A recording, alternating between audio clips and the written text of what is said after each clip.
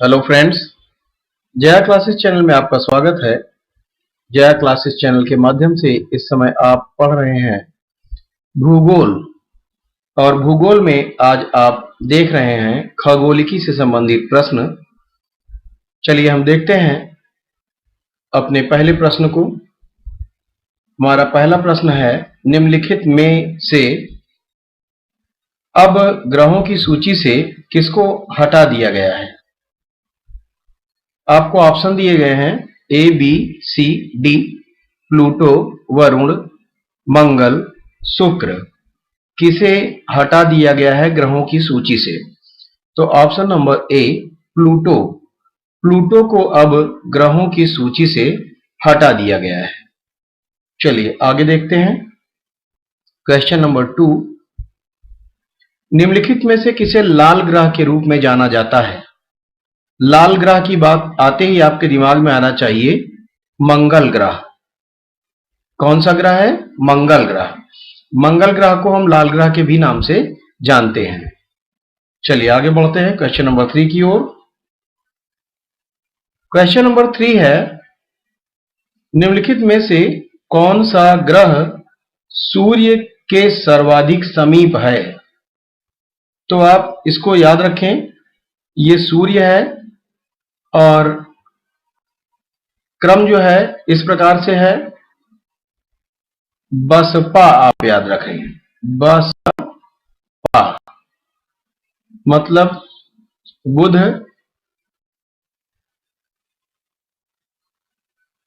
शुक्र,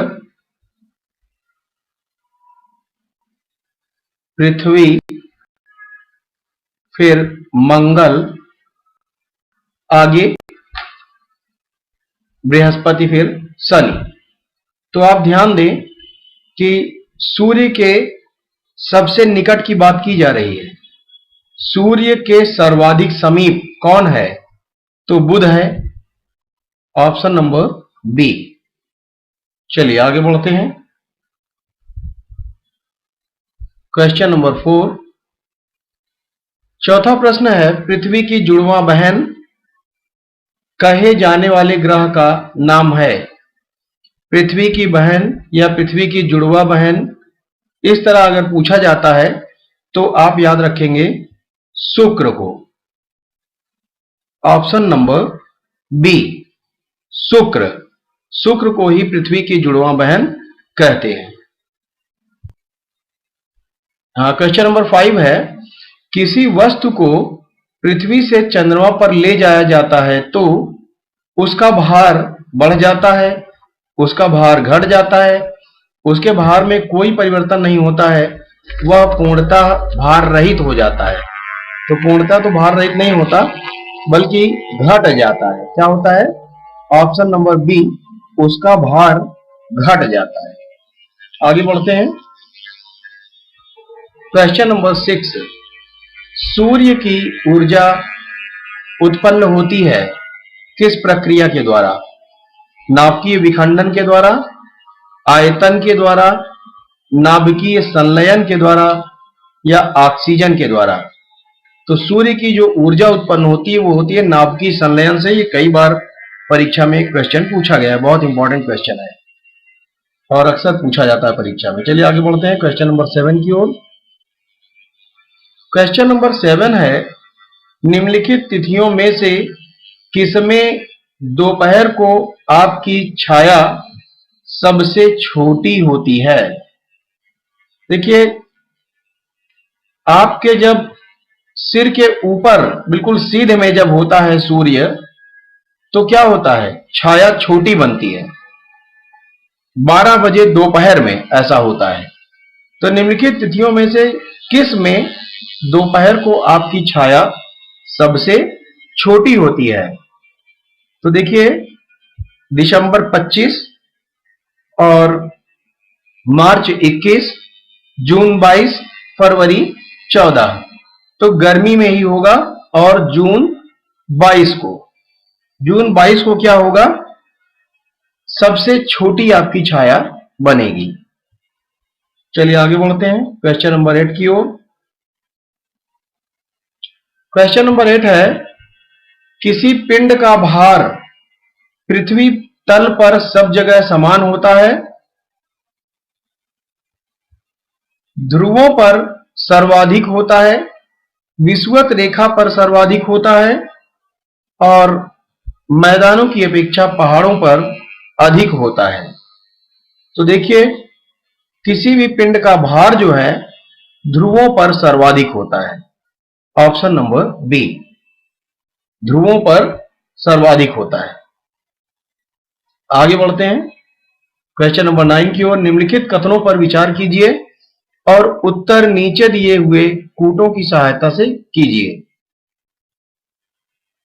कथन है, पृथ्वी पर से चंद्रमा के पृष्ठ का केवल फलक ही दिखाई देता है, कारण अपने अक्ष पर चंद्रमा के घूर्णन का काल उसके पृथ्वी के चारों ओर घूमने के काल के बराबर होता है, इस कारण ऐसा होता है।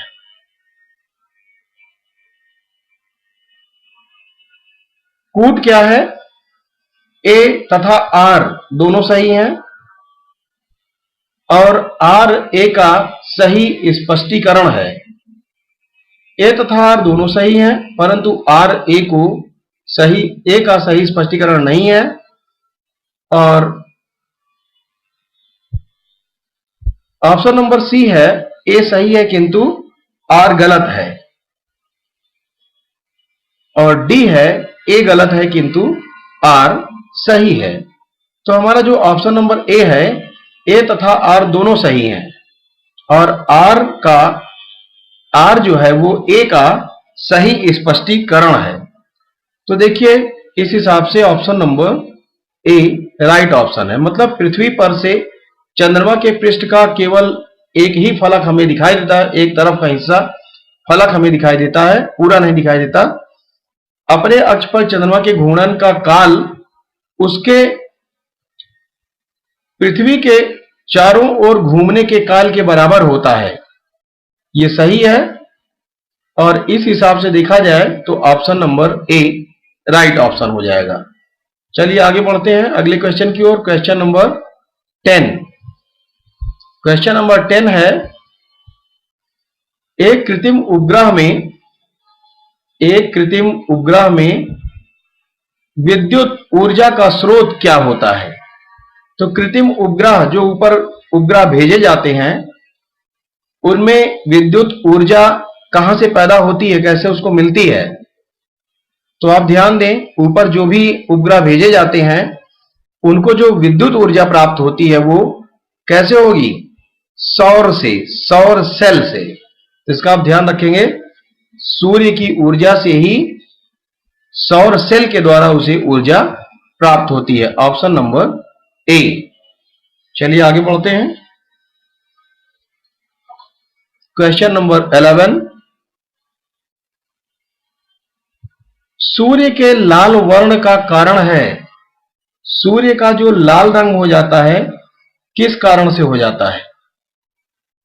पृथ्वी के वायुमंडल में प्रकाश का अपवर्तन, पृथ्वी के वायुमंडल में प्रकाश का परावर्तन, पृथ्वी के वायुमंडल में प्रकाश का प्रकीर्णन और पृथ्वी के वायुमंडल में प्रकाश का अवशोषण।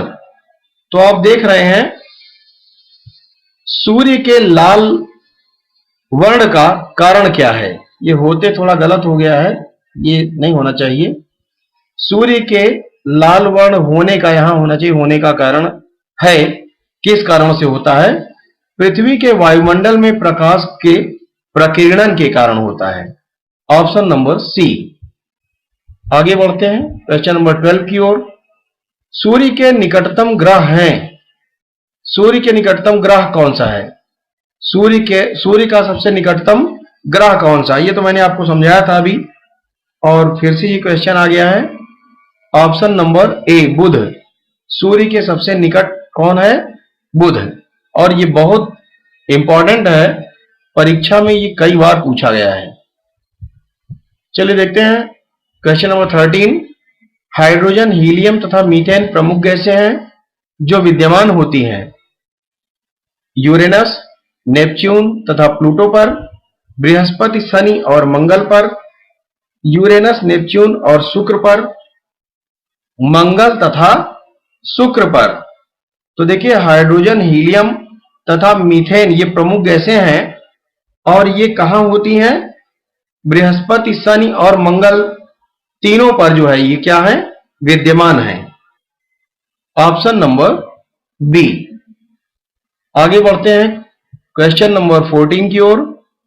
बृहस्पति का वलय होता है, कैसा होता है ये आपको बताना है। बृहस्पति का वलय, वलय मीन्स उसके चारों ओर जो छल्ला टाइप का दिखाई देता है उसी को वलय कहा जाता है। तो बृहस्पति का वलय होता है सिलिकेटों का बना हुआ, अस्तित्व विहीन, बहुत घना एवं अपारदर्शक, उपरोक्त सभी। तो बृहस्पति का जो वलय होता है वो बहुत घना होता है और अपारदर्शक होता है। Question number 15। पृथ्वी के तरल अभ्यंतर से भिन्न चंद्रमा का अभ्यंतर कैसा होता है? अब पृथ्वी का तरल अभ्यंतर है तो चंद्रमा का जो है इससे भिन्न है और कैसा है?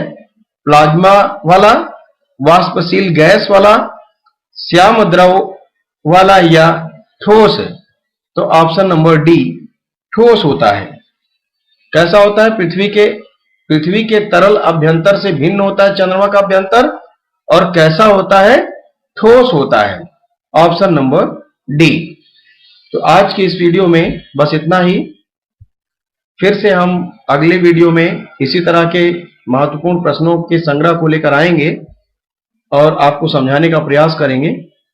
तो चलिए आज की वीडियो में बस इतना ही। Thanks for watching.